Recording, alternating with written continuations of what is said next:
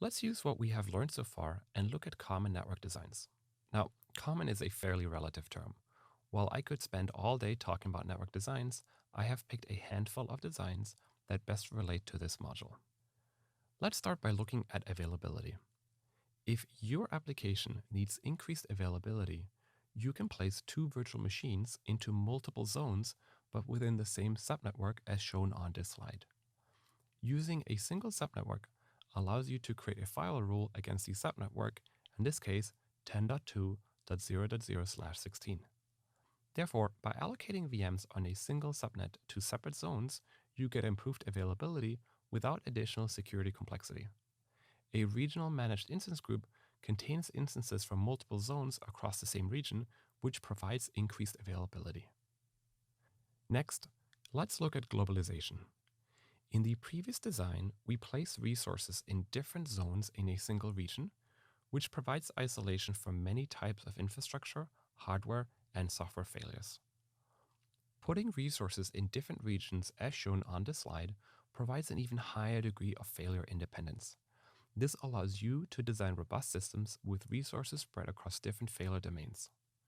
When using a global load balancer like the HTTP load balancer, you can route traffic to the region that is closest to the user.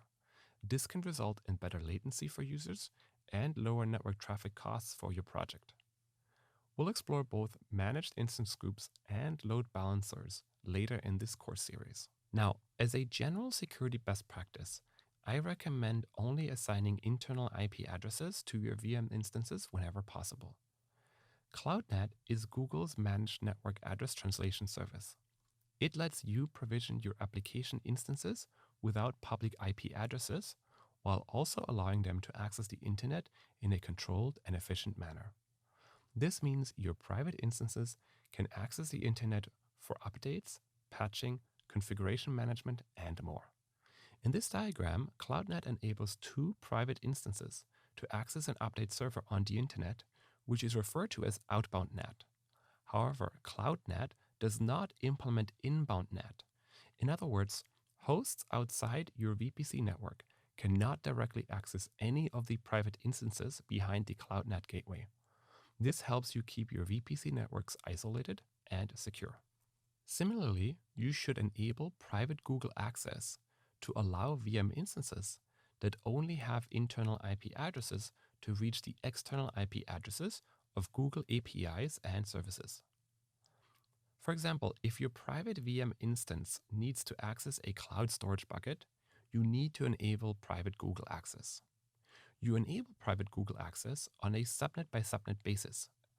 As you can see in this diagram, subnet A has private Google access enabled and subnet B has it disabled. This allows VM A1 to access Google APIs and services even though it has no external IP address. Private Google access has no effect on instances that have external IP addresses.